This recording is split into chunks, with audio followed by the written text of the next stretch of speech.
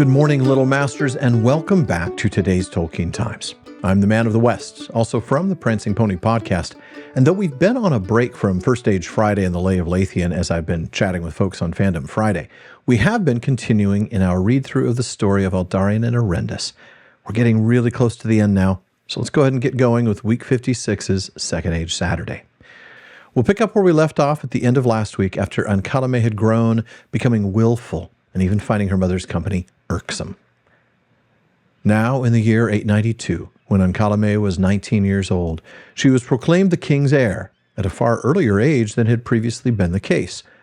And at that time, Tar Aldarion caused the law of succession in Númenor to be changed. It is said specifically that Tar Aldarion did this for reasons of private concern rather than policy, and out of his long resolve to defeat Erendis.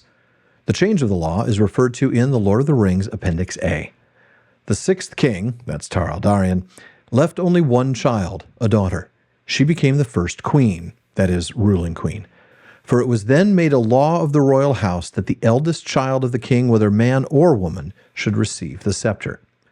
But elsewhere, the new law is formulated differently from this. The fullest and clearest account states in the first place that the old law, as it was afterwards called, was not in fact a Númenorian law, but an inherited custom, which circumstances had not yet called in question. And according to that custom, the ruler's eldest son inherited the scepter. It was understood that if there were no son, the nearest male kinsman of male descent from Elros Tar-Miniatur would be the heir.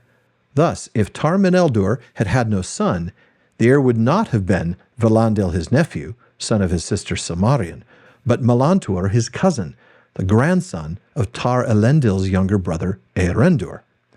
But by the new law, the eldest daughter of the ruler inherited the scepter if he had no son, this being, of course, in contradiction to what is said in The Lord of the Rings. By the advice of the council, it was added that she was free to refuse. In such a case, according to the new law, the heir of the ruler was the nearest male kinsman, whether by male or female descent.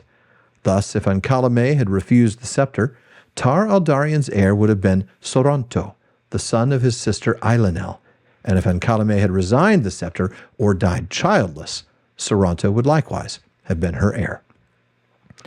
It was also ordained at the instance of the council that a female heir must resign if she remained unwed beyond a certain time. And to these provisions, Tar Aldarion added that the king's heir should not wed save in the line of Elros, and that any who did so should cease to be eligible for the heirship.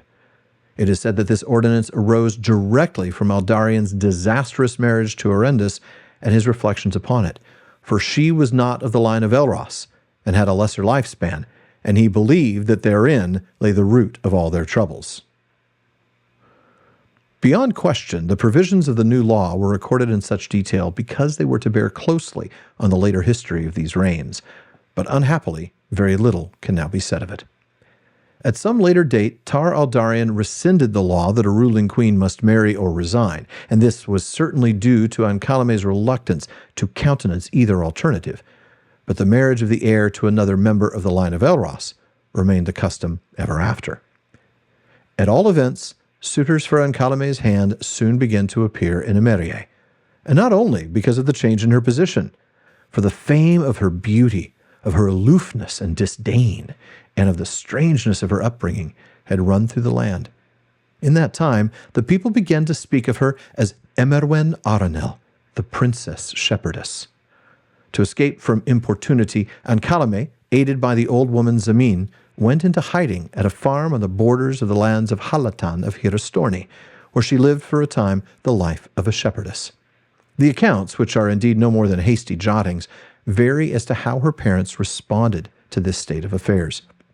According to one, Erendis herself knew where Ancalimë was and approved the reason for her flight, while Aldarion prevented the council from searching for her, since it was to his mind that his daughter should act thus independently. According to another, however, Erendis was disturbed at Ancalimé's flight, and the king was wrathful. And at this time, Erendis attempted some reconciliation with him, at least in respect of Ancalimë. But Aldarion was unmoved, declaring that the king had no wife, but that he had a daughter and an heir, and that he did not believe that Erendis was ignorant of her hiding place. Now, That was the reading. Let's go ahead and look at a couple of the footnotes that Krister provides. The first one is on the idea of Ancalimë refusing and the fact that she could actually refuse. He writes, a legitimate male heir, on the other hand, could not refuse. But since a king could always resign the scepter, a male heir could in fact immediately resign to his natural heir. He was then himself deemed also to have reigned for at least 1 year. And this was the case, the only case, with Vardamir, the son of Elros, who did not ascend the throne, but gave the scepter to his son Amandil. Now, lest you think that's because he just didn't want the job, it was actually because Elros had lived to an incredibly old age, 500 years.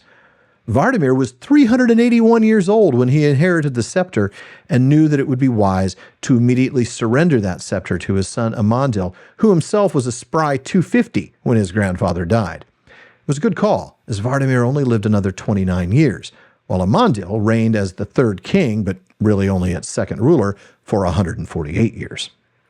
Now, the other footnote is on that custom of heirs marrying only in the line of Elros. He writes, it is said elsewhere that this rule of royal marriage was never a matter of law, but it became a custom of pride, a symptom of the growth of the shadow, since it only became rigid when the distinction between the line of Elros and other families in lifespan, vigor, or ability had diminished or altogether disappeared. I also wanted to comment on the fact that Tar Aldarion included the provision requiring marriage within the line of Elros because of his disastrous marriage to Erendis and his belief that her shorter lifespan was the root of all their troubles. Those of you watching this on YouTube probably saw me roll my eyes. On podcast, folks, I probably rolled my eyes audibly at that claim. That was just over the top, but whatever, Aldarion. Folks, that does it for this week's Second Age Saturday. Thank you for joining me. Please be sure to come back next week as we finish this story and Series 7 of the TTT as we read about Ancalimə's unhappy marriage, her terrified granddaughters, and her mother's eventual fate. Please visit patreon.com/TolkienTimes to learn how you can support the show, get an ad-free feed, join the Content Council, get a bonus episode, and more. And please, if you're watching this on YouTube, like and subscribe. Follow or subscribe in your podcast apps and follow @Tolkien Times on social media. Finally, as Faramir says, go with the goodwill of all good men.